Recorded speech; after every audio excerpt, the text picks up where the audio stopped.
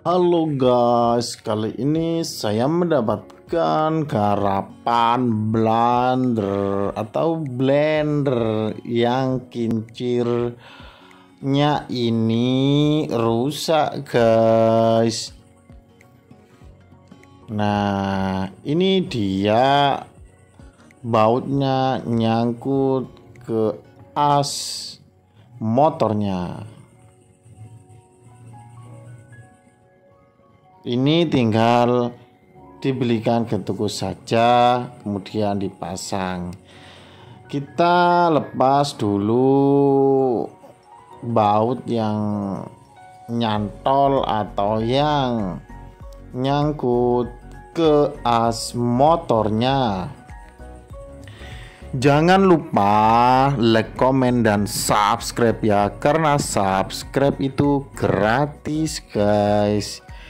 Ikuti terus video-video saya, karena video-video yang saya upload yaitu video berbagi cara, berbagi tutorial. Nah, ini aslinya seperti ini guys. Nah, setelah saya belikan yang baru, langsung saja dipasang. Cara masangnya adalah berlawanan dengan arah jarum jam.